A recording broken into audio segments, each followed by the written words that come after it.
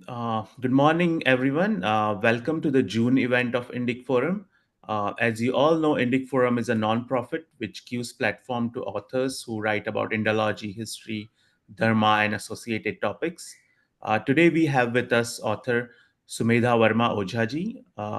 She's an Namaste. author, columnist, and speaker. She was born in Patna, Bihar. She completed her schooling in Bihar and Jharkhand, and then graduated in economics from Lady Shri Ram College, New Delhi, and studied post graduation in Delhi School of Economics under Delhi University. She joined Indian Civil Services in 1992, but then switched careers after a sabbatical, and since then she has been engaged in in-depth research on ancient Indian history, Sanskrit and Prakrit works. She even translates Sanskrit and Prakrit works. She has researched and wrote a book, Urnabhih, which is a historical fiction set in Mauryan period, and it's based on Arthashastra of Chanakya. Later, it expanded into a book series on the Mauryan Empire. So today she's going to talk about her book Urnabhih, and the way this event will go on is we'll let the author speak. If people have questions, they can ask in chat, and we would like to keep this session as interactive as possible. But we also have some dedicated time for Q&A at the end of her talk. So having said that, Sumedha ji, it's your floor. Namaste. Thank you very much, Akshat, and thank you, Indie Forum.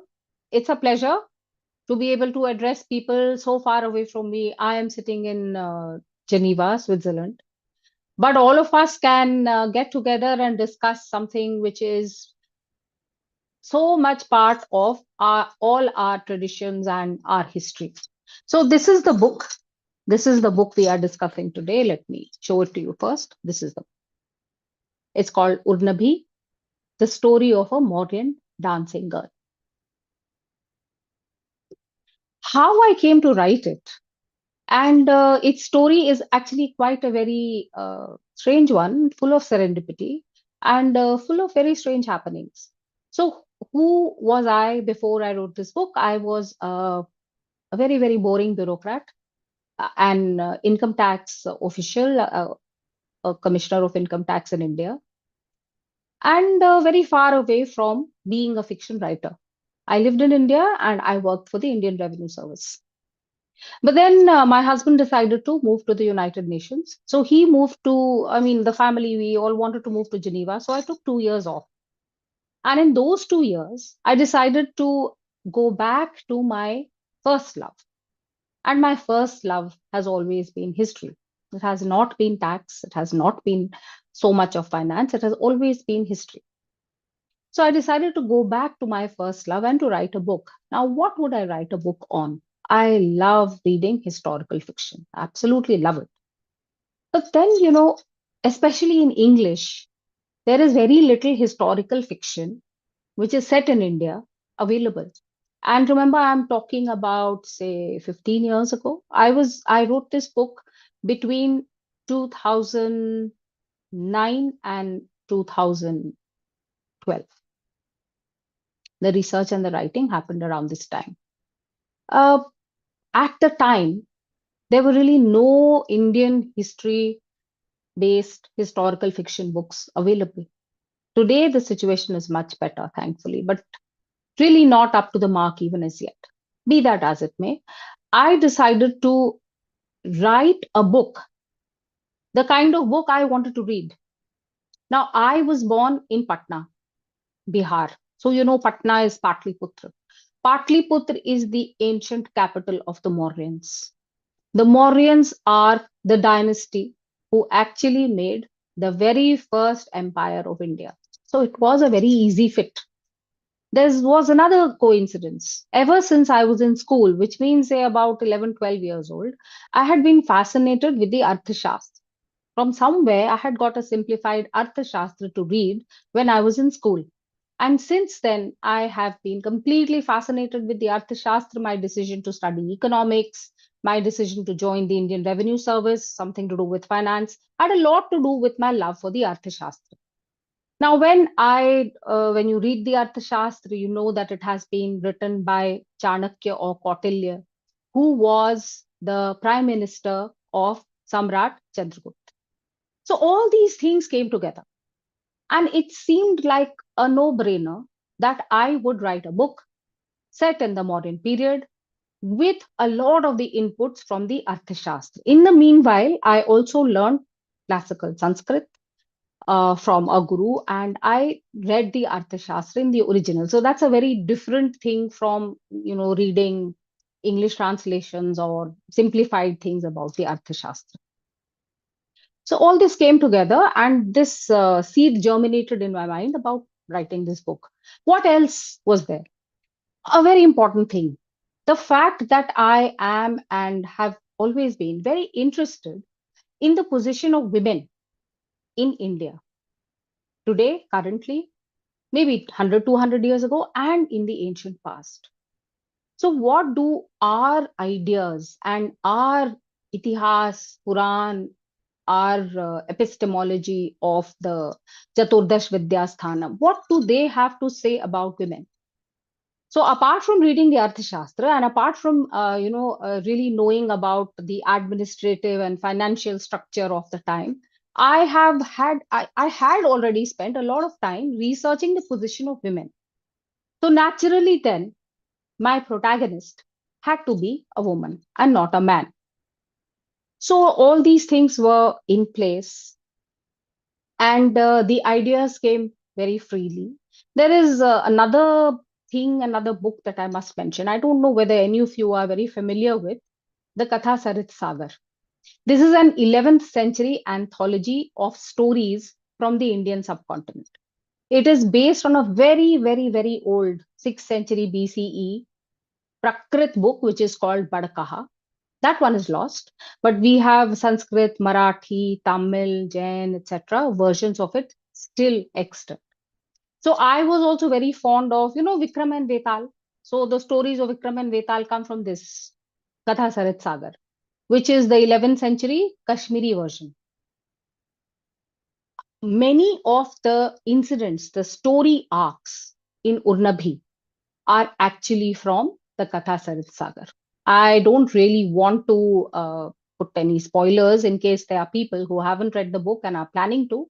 So, can I just get some feedback about, are there people who have read the book, or are you planning to read the book? I have read your book. Okay, then I will not be, I need not be afraid of spoiling it for you. But for others, maybe I should be a bit careful, because after all, it's a thriller. So if it's a thriller and if I will tell you what happens in the end, it's going to be a spoiler. So suffice it to say that some of the story arcs, the stories, they come from the Katha Sarit Sagar, which has, in case anyone wants to read it, it has been translated as The Ocean of Stories by somebody called C.H. Tawney. Now, the main way in which I write my stories is to research that period really, really well, catch hold of certain real events, and then hang a story on them, which is why this is called historical fiction. It's not called fictional history, because the history in it is not fictional. The history in it is true. Urnabi, for example, is set during the modern period. It opens with the anointment of Samrat Chandragupta as the on the throne of Patliputra. So, what were the events leading up to it? What were the events that happened after it? These were the actual real events on which I had to hang a story. For the story, I already knew that this was going to be a woman. And since the Arthashastra has a very refreshing take on many things, including things that we do think of as vices today, that is gambling houses, uh, dancing houses, and they were treated as very, very, in a very matter of fact way, and in a way as to earn revenue for the kingdom. So it seemed to me that it would be interesting to make the heroine into a dancing girl, into what was then called a ganika. Since Akshat has read the book, he will know what a ganika is. For others, a ganika was a kind of, a courtesan extraordinaire, not to be confused with a mere prostitute. Prostitutes also existed at the time, but they were called something else. They were called Roopjeevis. Gadikas were completely different. They were outstanding women. They were intelligent, they were smart, they were beautiful. And they occupied a very prestigious place in society. They used to run establishments where the elite and the powerful people of that time congregated. So they had fingers in the pies of administration, finance, diplomacy, entertainment, everything. So it is a story of one of these extraordinary women. Her name is Mr. Casey, and she comes to the Mauryan court at the time of the ascension of Chandragupta to the throne of the Mauryan kingdom. He's the one who's established it, is establishing it. And she wants to assassinate Samrat Chandragupta's prime minister, that is Acharya Chanakya. Why does she want to do that? Because she blames him for the death of her sister. Now, here, let me tell you one or two things which will help to fill in the background. So, why does my book start at the time when Chandragupta is being anointed as the king? Because I call my books, the whole series, as a sequel to a 5th century Sanskrit play, which is called Mudra Rakshas by Vishak Dutt. Now, this Mudra Rakshas of Vishak Dutt, it was written as a very thrilling story account of how Chanakya and Chandragupta together established the Mauryan Empire. The story actually is about how one of the very efficient ministers of the predecessor of Chandragupta, whose name was Mahapadmanand and Dhananand. So Dhananand's minister, he is called Amatya Rakshas. Acharya Chanakya wants to bring him over to Chandragupta's side. So the story of this whole book, Mudra Rakshas, is how Chandragupta ascends the throne. What is the intrigue, fight, what is happening in the kingdom at that time? How Amatya Rakshas is brought over to Chandragupta's side so that the strength of the Mauryan Empire increases. So you see how very different Acharya Chanakya was. He brought in a very, very important and powerful person from a previous regime because he thought this man will contribute to the nation building of Chandragupta's regime. That is where that book ends. And I had always loved that book. I had always loved that play. So I thought of my books as a sequel to this one. And therefore, I started at the time when Chandragupta is just going to be anointed. Now, in that book, there is a dancing girl who is sent by enemies of Chandragupta to kill him. I have made my protagonist the sister of that dancing girl. So, a lot of the characters of my book come from Mudra Rakshas. In fact, even the hero, his name is Pushyamitra. He is modeled on one of the spies who are there, one of the spies of Chanakya who are there. There are two or three of them in the book Mudra Rakshas. So I have modeled him on that character. However, I have changed his name and connected him to the future of the Indian subcontinent after the Mauryans, that is the Sungas. So, in case for people who are not that, is there a question there?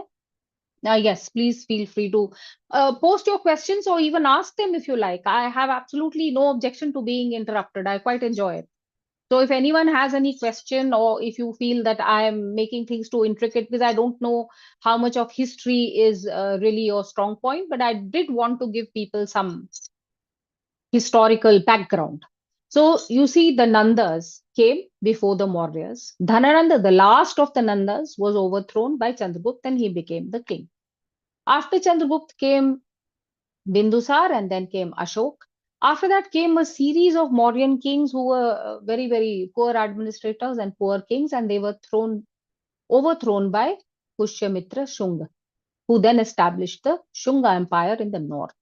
In the south, the southern part of the empire of the Mauryans was taken over by the Satavahanas. Remember the Sungas and the Satavahanas. The Sungas play a role in book one, in book two, and also in book three, because this is a trilogy. This whole series is a trilogy, and today we are discussing just the first one. So now I'm telling you from where I have got the events in the book. They are based on facts. Where does the fictional part come from? I am very, very much inspired by, and I have taken characters from the Mudra Rakshas. Now I had to give my heroine, my protagonist, a name. So, what name to give her? She is a dancer par excellence. So, what else to do but to go to the Natya Shastra of Bharat Muni, which you, as you may well know, it is a manual of the arts. That is the arts of music, dance, not fine arts, not painting, etc., but the arts of Natya. So, Geet, Vadya, Natya, all these things, it is the manual of that, and theatre. In that book, it is said that to expose and to explain these arts, Lord Brahma created two apsaras, and these two apsaras were Sukeshi and Misrakeshi. So I have given the name of Misrakeshi to my heroine, and Sukeshi, her sister, the one who was there in the Mudra Rakshas. I've given it. It's not there in the book itself. I have given her that name. And you may perhaps learn more of Sukeshi as the series goes on. But for the moment, Sukeshi is dead. But Mr. Casey is pushed by her death to come to Magadh. And to she is then invited by this is not a spoiler because it's in the first chapter. She is invited by Acharya Chanakya to become part of the spy system of the Mauryans. And therein starts the story. So, this is in this book, I wanted to show how did the empire actually get established. What happened? What were the events inside the empire? Again, the events in this book are very much modeled on the things that we know happened in terms of the extension of the Mauryan Empire. I may well tell you right now that I wanted this book to be it to start with Patliputra, then go to the northern part of the country, and then to the southern part of the country, eastern and western. But you see, it was already around 300 pages long, so it was not possible to make it any longer. So I had to settle for just sending her to the north. For people who have not read it, the protagonist will be taking a trip to Keke, which is very much in the north. So I had a few objectives behind doing this kind of thing. So, what is the objective? I wanted to show the pan Indian nature of the Mauryan Empire.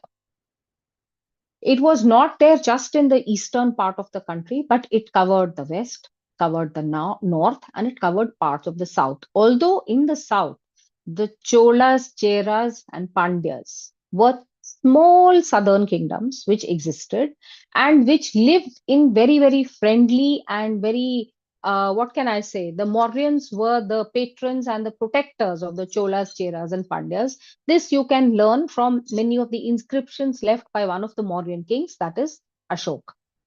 So I wanted to show the pan-Indian nature of the Mauryan Empire, and I wanted to make them travel across the country so that different parts of the country could be described and shown to the reading public. So my idea in writing this book is very much that the past should come alive in front of the eyes of the person who is reading the book.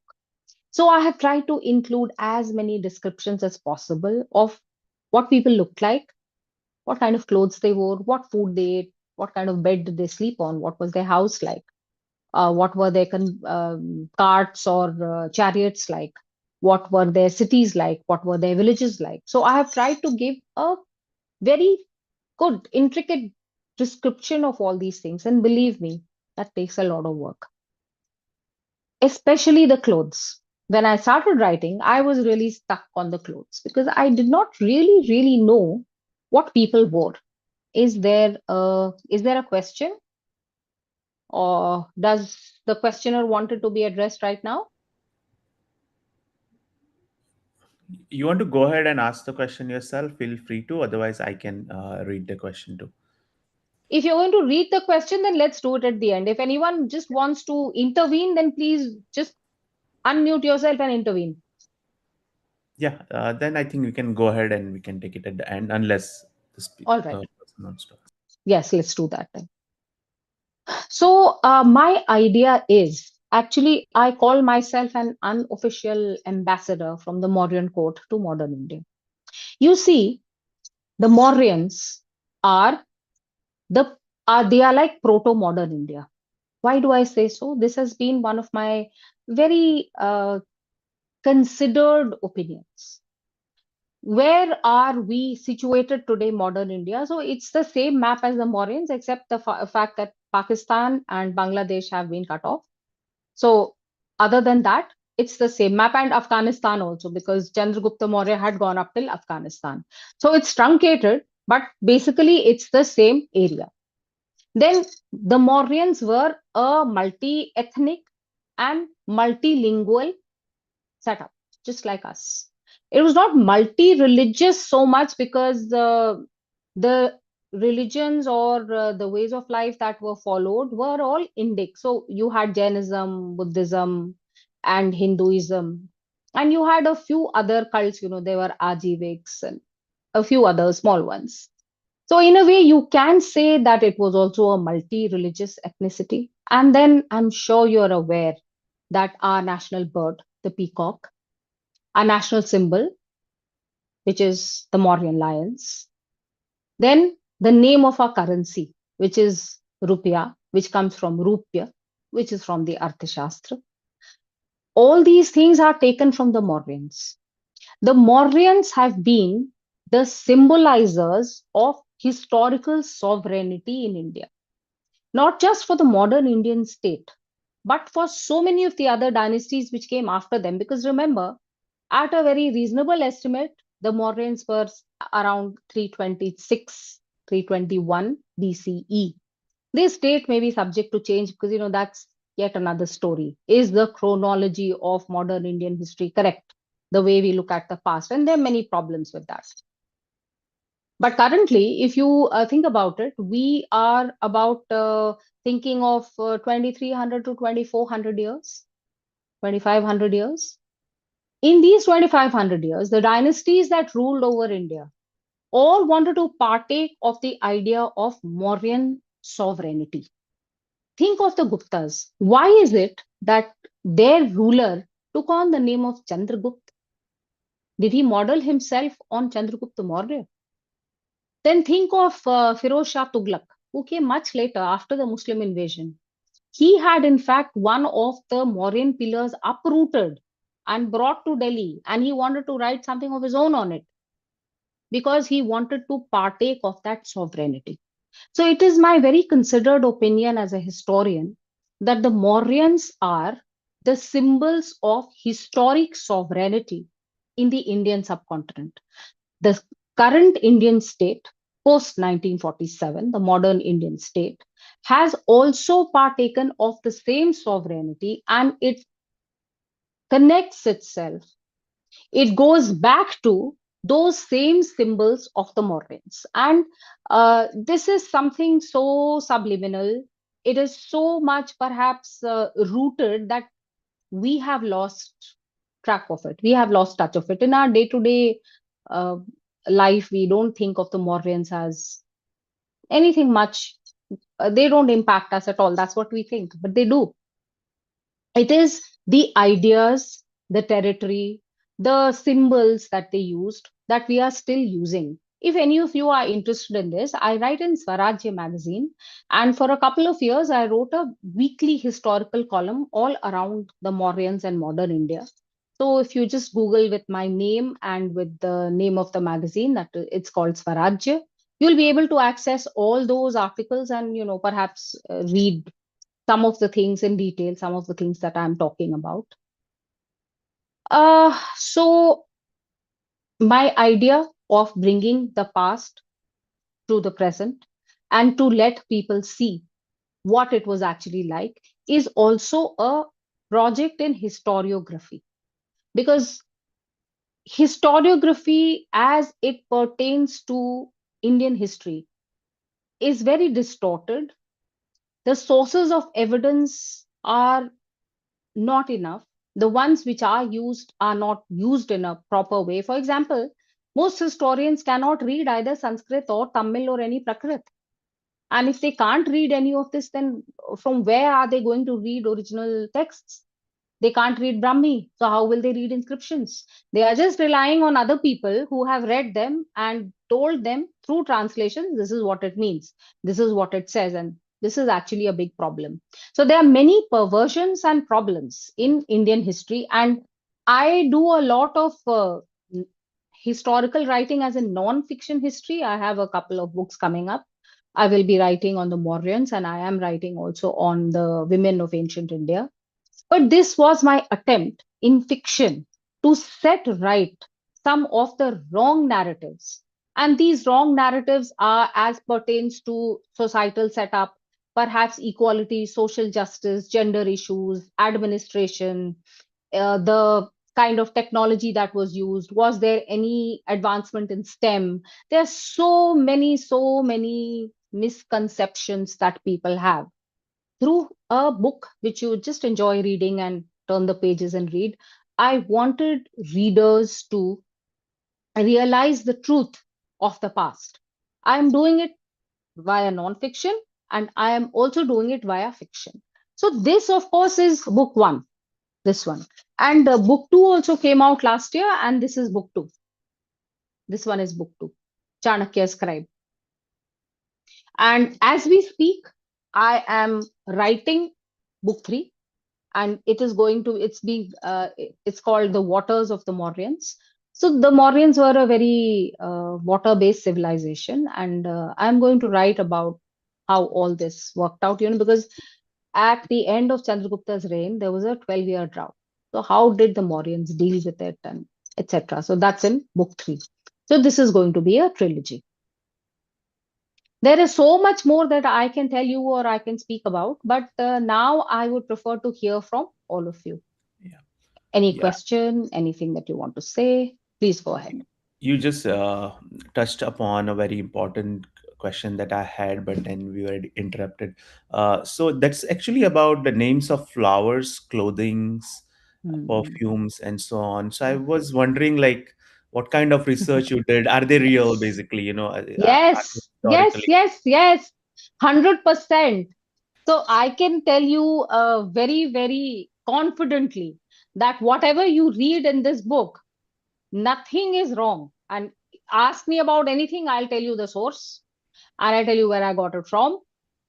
And you can find out the evidence yourself. So I spent years and years. Now it's been about 10, 15 years uh, authenticating everything. So as far as the flowers are concerned, there was at the time, I don't think it's there anymore. Flowers of Ancient India was a very, very good website. So I started from there. But after that, the kind of sources I found, the Ramayana, the very big source. Kalidas is a very big source of the flowers of that time. Bhas, he is another playwright. So for even flowers and for clothes and descriptions of clothes, those are very important sources. For clothes, for costumes, I went back to sculpture. So we have very few Mauryan sculptures in existence right now, but we have a lot of textual descriptions of clothes. And these are found not just in many of our serious Shastric books, but also in specially Sanskrit plays. So, to get a flavor of what life was like during that time, my source has been Bhas. Who was Bhas? He was a Sanskrit playwright who lived around the same time as the Mauryans, from what we understand today. He was a playwright, Sanskrit playwright of modern times. And his very important or very, very popular plays are Swapna Vasvadatta, Pratigya, Yogandharayan. From there, I have taken little pieces of life, little pieces of actual descriptions of costumes and jewelry. So I can tell you that I've spent months and months and even years researching jewelry. So the descriptions of the jewelry, the names of the jewelry are all from authenticated texts and sculptures. Yeah, thanks for the clarification. When I first read the book, that's the question I had in my mind, as to like whether this is made up or is this like real. No, it would have been beyond me to make up all this, all these details. No, they are very much correct. Yeah, and yeah, and another question I had was this, that I read a lot of historical fiction, fantasy, and so on. I try to write it in like various languages as well, and when I write anything about India in English, the problem is very difficult because certain English words, let's say if you are reading something European, the words are knights, kings, they all make sense because it belongs to that culture and they are somewhat native to English. We can't use those words when we write about India, but then we Yeah. have to fall back to Sanskrit words, which often might be not very familiar with an average reader. At the same time, English and Sanskrit words, they can't really go together that well. But I think in your book you've done a very good job, even though there are a lot of Sanskrit words and there are lots of footnotes that we have to rely on to make sense of those words. But how did you tackle this problem? What was your Okay, strategy? so you put your finger on a very, very, very big issue because we are writing in a language that is not native to these events which happened in a particular space and time. That language is either, you write in Marathi or Hindi or Sanskrit or Tamil, you will have no problems.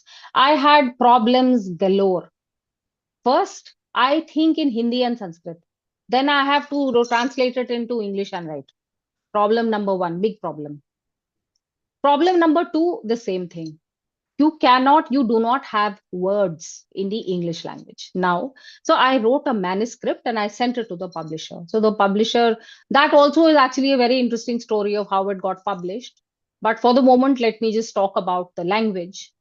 So then my publisher said, listen, this is a English book. It's not a Sanskrit book. So what do you mean by writing so many Sanskrit words? So I stuck to my guns that no, we are not going to take away all these Sanskrit words. So, we had 1 year and 13 rounds of editing and we just could not agree. So we had to get a third person from outside to mediate between me and the publisher. So then some of those words I removed and described them in English. Others, which I said, this is the absolute base. I am not going to remove these words. Those have been explained in the footnotes. But you see, something like I had written that Mr. Casey was standing in a Tribhanga posture. If you have read the book, you'll remember. It's a scene at one of the parties that she attends. Now, my publisher said, no, Tribhang, you can't write it. So, to describe Tribhang in a very brief, yet lucid, yet literally acceptable way, it took me a week to do it. Because Tribhang, you just don't have an English word. You don't have the concept of Tribhang in English. So you have said such a very true thing and such a very big problem as far as this is concerned. Writing of Indian history, especially fiction, in English, it is necessary to use Sanskrit words. So I have come to the conclusion, and so have a lot of people who write historical fiction, that we cannot get away from using words from our own languages. Suppose I'm writing a Telugu story in English, then I'll use Telugu words. I'm writing a Tamil story in English, I will use Tamil words. And some of my fellow writers are already doing this. It is in keeping with taking away or trying to paper over the shortcomings of the English language as a descriptor for the Indic area. If English is to become an Indic language from being the language of, it's a language of somewhere far off, then we have to use these kinds of, this is a via media. It's not perfect. It's not even satisfactory, but what else can we do? Use as many of your native language words in English as possible because translating them will completely break up the meaning and completely make everything awkward. So if I say that Chandragupta is a king and Chanakya is his knight or Pushyamitra is his knight, it's beyond ridiculous. So there is no other solution. It's not a very good one, but there's no other solution. My solution, of course, is that we should write in our native language and read it in our native languages. But then we would have to learn many languages to read all these books. Perhaps it's not a very workable solution. And what kind of feedback did you receive from readers, especially around the words? And maybe like, Okay, so that is a very again interesting question. So, like I said, I live in Geneva, and I do a lot of book readings in Europe. So when I did a book reading in Rome with the set of international people. So the audience consisted of people from Britain, from Japan, Germany, India, and of course Italians. After the book reading was done, the Brit women were, they were very upset with me. They told me, "You have massacred the English language. What is this? We don't like it. And why do you write in such a dramatic way? Why is there so much emotion in what you write and so much drama in what you write?" So I told them, we are a dramatic and emotional people. That's how our stories are. That's how we are. But then, and they of course said that all these Sanskrit words is a very bad idea. We don't understand and we feel that it breaks up the flow. Now, surprisingly, the Japanese, German, and Italian people over there jumped to my defense that when we read something in English and suppose there's something in Latin, which we don't understand. So we just move on. We try to understand through the context. And here you also have footnotes. So you can look at the footnotes. And the German lady, I remember especially said that English is my second language. When I read English, in any case, there's lots of stuff that I don't understand. So one more doesn't make any difference. The Brits were upset because they felt that this was an attack on their language. But the others, the international audience is quite happy with it. And the Japanese actually were very excited and happy. And they said, it reminds us so much of our own culture. And they listed out certain elements which they said also exist in Japanese culture. So we felt completely comfortable with what you were writing. So that's a very interesting international feedback that I got. Surprisingly, a lot of people complain in India, Akshay. A lot of people complain. So many Sanskrit words, so difficult, we don't understand. Most complaints come from Indians.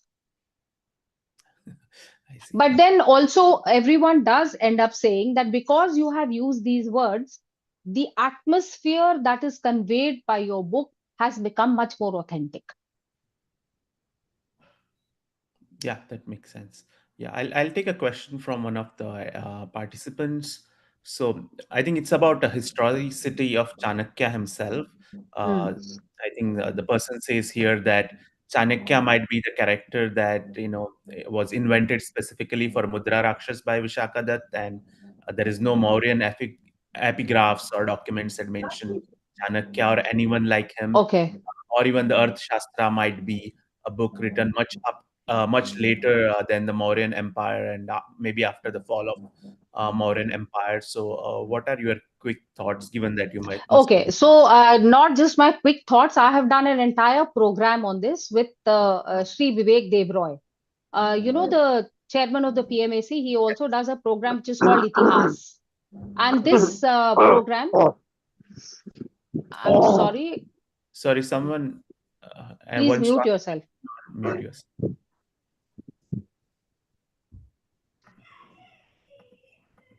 Is that all right now? Should I continue?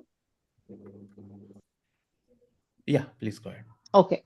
So, in short, let me assure you that there is more than enough textual evidence if you read the Purans to actually give the name of the person who finished the Mauryans and who was the prime minister of Chandragupta. If you wish to know the exact details of this, I recommend that you go to the Itihas YouTube channel and search for an interview of mine that Sri Vivek Devroy took, where I have spent about 20 minutes explaining this issue.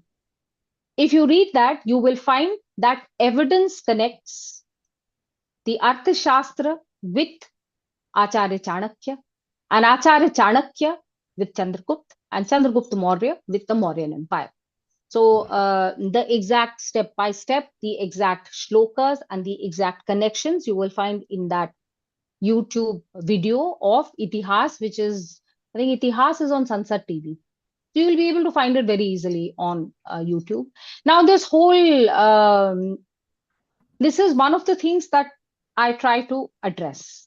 These are the ways in which Indian history is perverted. And there are some people who have made a whole career out of it. Patrick Olivell, for example. I think whoever has asked me this question must have read either Patrick Olivell's article or his book, because Patrick Olivell and Mark Picklish, it is their favorite thesis that no, Chanakya did not exist, or if he existed, he was after the Gupta period. And there is nothing in the Arthashastra to connect him with Chandragupta. All of this is wrong. And anybody who wants to read the Arthashastra or translations, please don't read his translations. The best one, the gold standard of Arthashastra, where you will get all these answered, is this one, R.P. Kangle. The person who has asked me this question, I would suggest also that apart from that YouTube video where you will get a lot of Puranic evidence, you should also read the introduction in volume 1 of R.P. Kangle's translation of the Arthashastra. Your questions will be answered, especially the questions about the historicity of Acharya Chanakya and his connection with the moderns. We have another question about Pushyamitra Shunga and how he destroyed Buddhist sites and killed thousands of Buddhists. I don't know if you want to take that question, but if you Oh, want. I do indeed, because this is one of those hoary old chestnuts which keeps coming up every time. So, okay.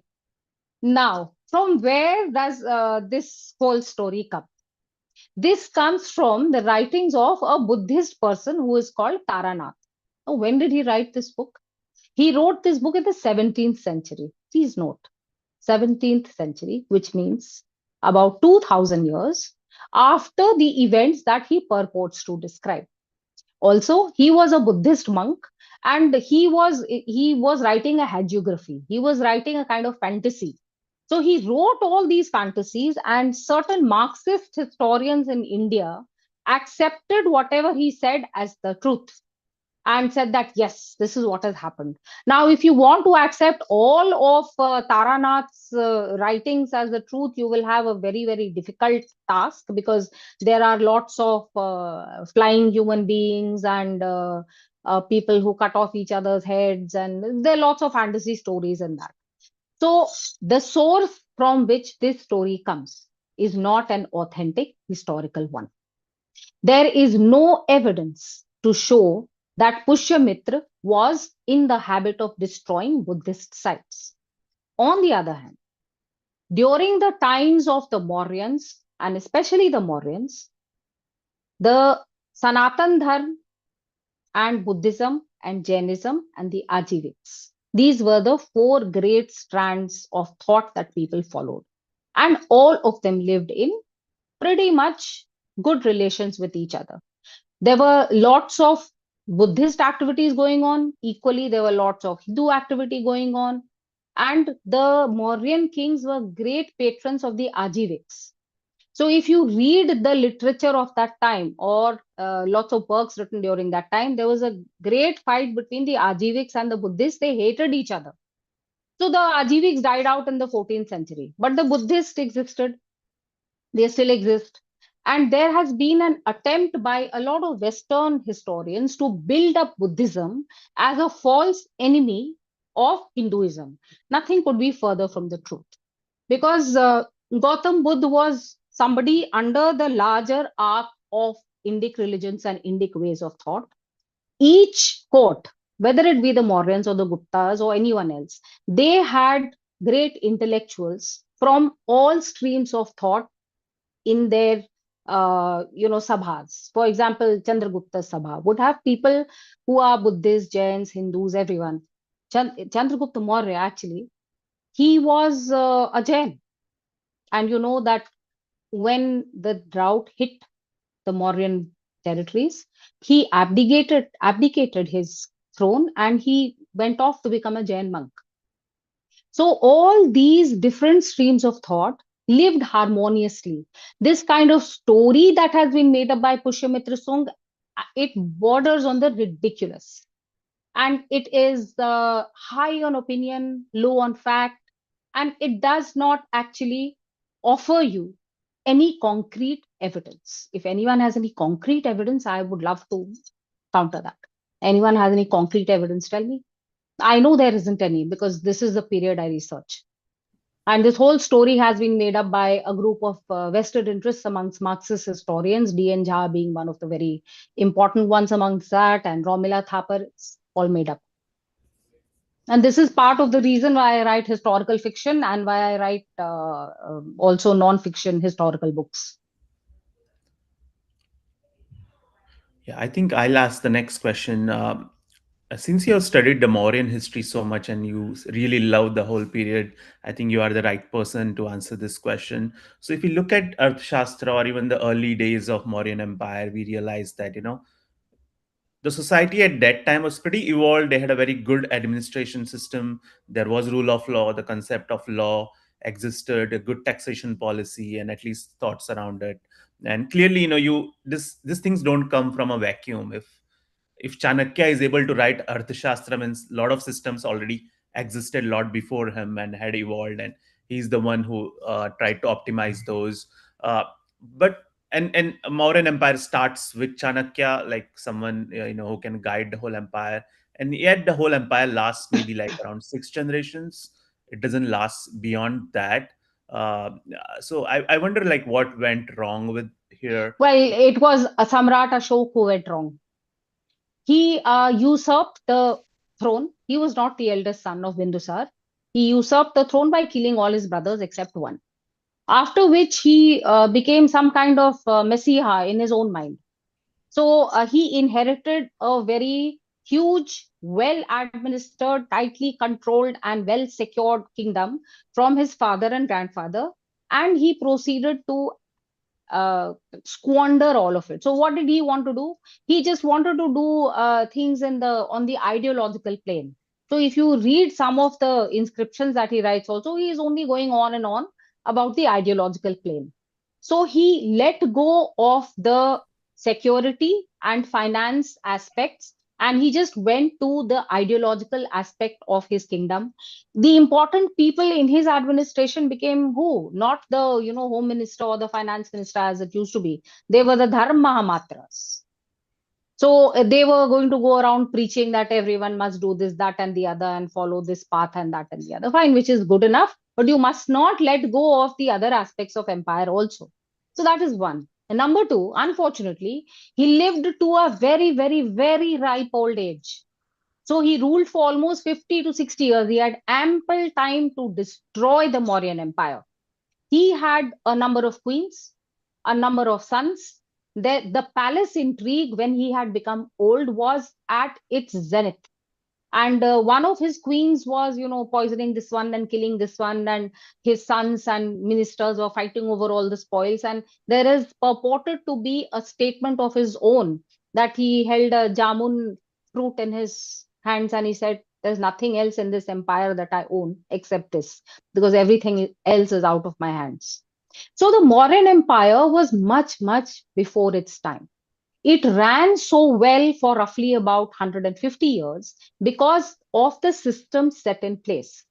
But Ashok let those systems go because he concentrated only on ideology and he forgot to keep the foundations of the empire strong. For those days, the extent of the empire, and even for today, I mean, India is still a really big country. But if you think about it, 2,500 years ago, think of the territorial expansion from the Kabul River up to Madurai, from what is now Balochistan to Bangladesh. So you needed excellent, extremely tight and efficient administration, which is detailed in the Arthashastra, to keep this running. And Ashok was absolutely unable to do it. Neither was any of his successors as smart as Chandragupta or Bindusar had been. See, Ashok is lionized a lot, but he was the death of the Mauryan Empire. He did nothing by himself. The whole thing was set up by Chandragupta and to some extent bolstered up by Bindusar.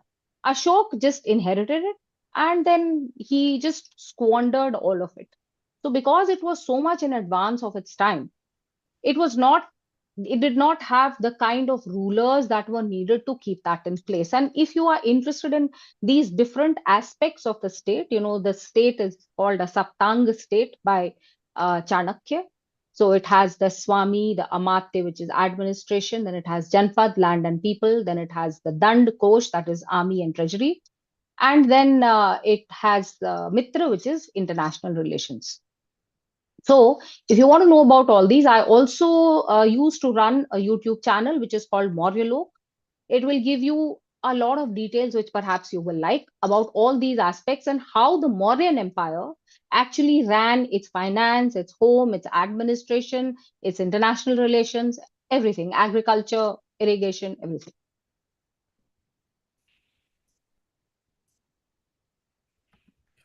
We don't have any more questions. Anyone wants to go ahead and ask question, please go ahead. Um, Sumedha ji, I just have a very I don't know how relevant it is, but supposing what lessons can we as a modern day country take from the Mauryan Empire? Like, I think, yeah, I think it's a very good question because I think we can take a lot of lessons. What was the Mauryan Empire based on? One, it was economically one of the most successful of its times. There are some international studies about ancient Indian economic situations in the world.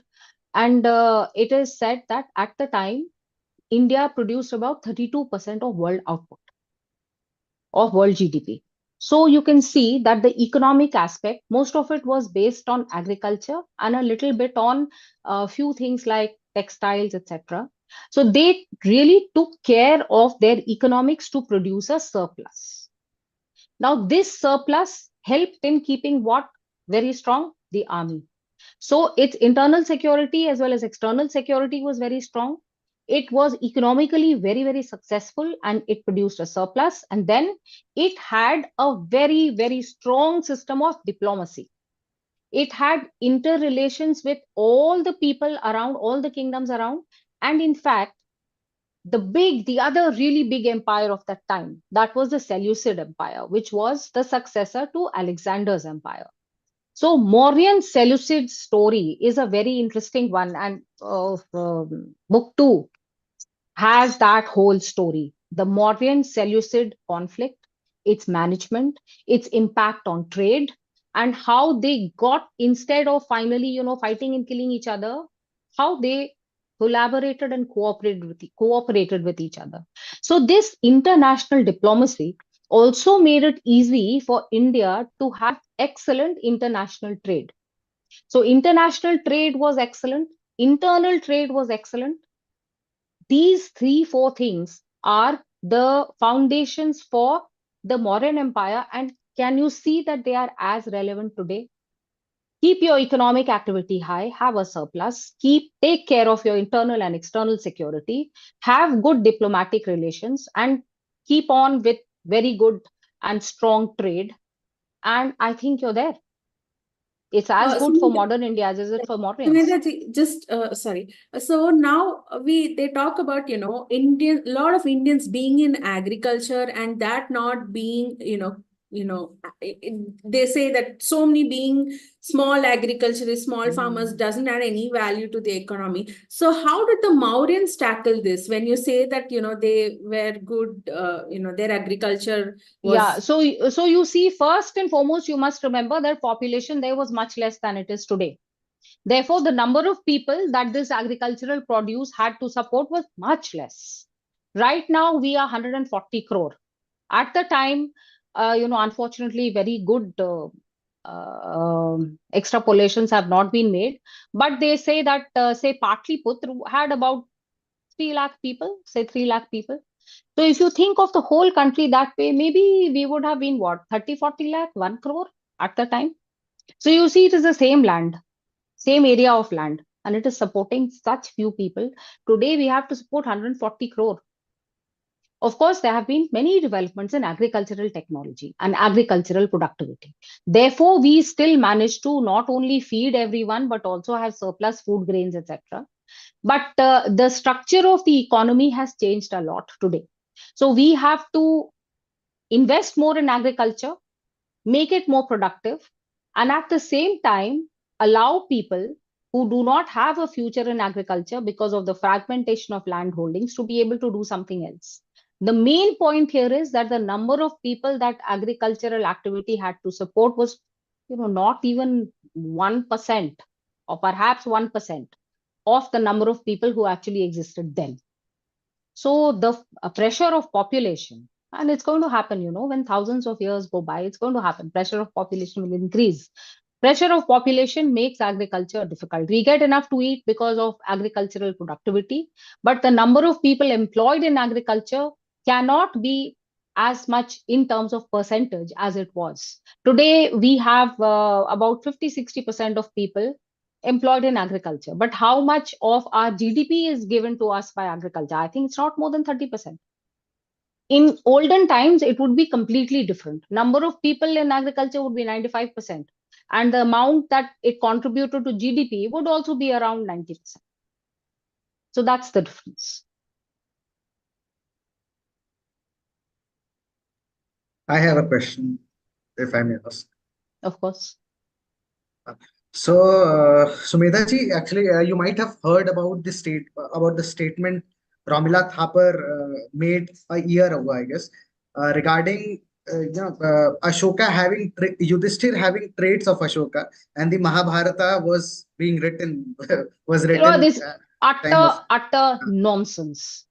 Utter Mhm. nonsense. And she didn't make it a year ago. She's been saying it forever. Forever. So this is utter nonsense. Just because she feels like, giving this opinion doesn't mean that it's true. And she has absolutely no hard evidence to back it up. Absolutely no hard evidence. That, what can I say? There is a certain stream of faulty historiography which insists that Buddhism and Hinduism were antagonistic to each other, which is completely false. If you look at the evidence of the way the kings used to run their courts, if you look at their inscriptions, because they used to write inscriptions that we have given this much for Buddhists or we have given this much for Jains. So you see that they all lived in more or less harmony, all competing for the king's interest and for the king's power and getting enough so that everyone could be prosperous.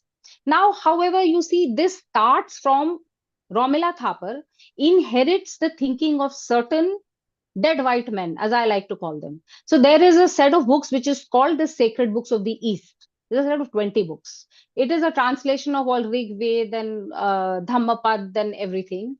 The Buddhist translator and the Buddhist the person who did most of it was Rhys David.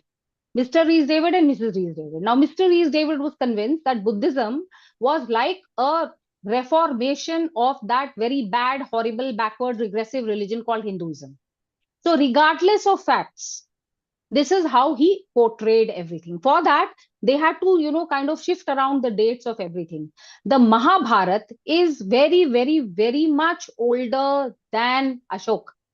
Ashok comes only about, say, 2,500 years ago. The Mahabharata is at least 3,000 to 4,000 years before that. So they have played around with a lot of dates without any evidence, I may add. And if you do look at the kind of evidence which is appearing today for the antiquity of the Mahabharata, for the actual dating of the Mauryans, you can see that this is ridiculous. It is beyond absurd. And since Romila Thapar no longer controls the writing of history in India as she used to do during the 90s and the 2000s, I can say this with great confidence. In an earlier year, I might have been gagged and all my works could have been destroyed because that is the kind of control Romila Thapar, D.N. Jha, Irfan Habib, they had about on whatever was being written in terms of history. So today they are fortunately not able to gag us, and we can put forward evidence and we can put forward hard evidence for all these things, and their opinions do not count for much. Because a particular lobby is trying to reiterate the same, because Ruchika Sharma also tried to co-opt what Romila Thapar So said. I'll tell you what this is. This is something, this is a battle which we have to fight. And this battle of putting forward correct evidence and putting and correcting the narrative is something that we have to do. And this is one of the reasons why I do such a lot of this and write and etc etc. But you see what happens. This person you're talking about, I don't even want to call her a historian. I have listened to one or two of her videos, and I mean, Eyelashes. please, yeah, please use some four-letter words which I don't want to use, and I don't know too many of them, but I would like to use them. She's but she has been adopted by the anti-India brigade. You may have noticed that that German channel, which is called DW, is also promoting her. DW also. So, yeah, so why is it that they're being promoted? Because there is a certain narrative about India which needs to be promoted by these countries. And those countries want to promote, very generally speaking, a narrative that everything that is in India came from outside. Aryans invaded India, gave it the Vedic corpus. Mughals invaded India and gave it a lot of high culture. British invaded India and gave us technology. So nothing is Indian. So this is the kind of narrative that they must actually pursue. It started during the days of colonization and imperialism. Today, it is new imperialism. It is a way of keeping Indians in their place. So think these racist Western historians. And there are a number of Indian historians who collude with them because they get money, they get fame, they get publicity, perhaps they may get scholarships, they may get a few trips here and there. And if you will notice, all these scholarships and this chair and that chair and whatever, what have you, all this are given to these anti-India people who further such narratives. So it's a fight. It's a fight of narratives, it's a fight of evidence, and we must do it. And by the way, I do run also a history podcast. It's called VARC Indian History. And every week we bust such myths. However, you won't catch DW interviewing me. They'll never do that. They'll never do that. So do all of you, please also, if you are interested in history, do go to this channel, which is called VARC Indian History. And these are the things I talk about. All the questions that have come to me today and all the myths which are spread about by these Marxist historians, these are the things I talk about. And remember that Indian history is a battleground. It has been perverted very badly for the past 300-400 years. And it's going to take a lot of hard work to bring out the correct actual evidence and to set the narrative straight. And interested people like you, if you ask the right questions and get the right answers, will contribute a lot to correcting the narrative. If someone says something to you, don't believe them. Ask for evidence and ask for hard evidence. What is hard evidence? Ask for a text, ask for an inscription or some archaeological remain or some epigraphy or a coin, or these are the hard sources of evidence. And today we have a lot of digital tools at our fingertips. So that is why we have been able to date the chariots of Sinoli at 2300 BCE. Nobody believed that in India there were chariots 2300 BCE. They would have laughed at you if you had said it about 2 years ago. But then we found remains and we dated them. So technology is our friend. You know that the oldest civilization ever, remains of that have been found in the Gulf of Kutch and Gulf of Cambay area. It has been dated to before any of the extant oldest civilizations in the world. So right now, of course, the establishment doesn't accept it, even though it is scientific dating. So they say there must be something wrong with it. But read about the civilization which has been found below the waters in the Gulf of Cambay, Gulf of Thank you. Khambat. Thank you, Sumedha ji, for answering the question. Thanks a lot. Yeah, we are well over time, but maybe we can take one last question if anyone wants to go ahead. Sumedha ji, I just have one more question. Can you tell us about, like, for Vijayanagara, we have Hampi.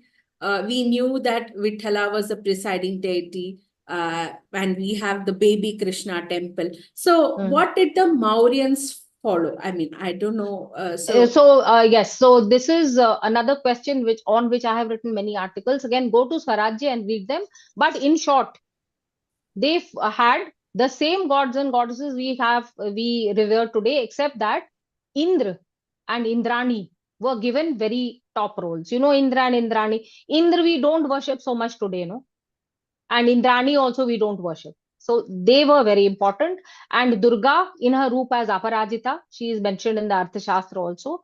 So Shiva, Vishnu, Durga, Saraswati, all the gods and goddesses that we worship today were worshipped by the Mauryans, but some who we don't worship so much, such as Indra and Indrani, were also worshipped. Now, an exact answer to this question is in an article I wrote for Swarajya, which is called The Goddesses of the Mauryans. So you'll get a more detailed answer, but the short answer is that the same gods and goddesses that we worship today.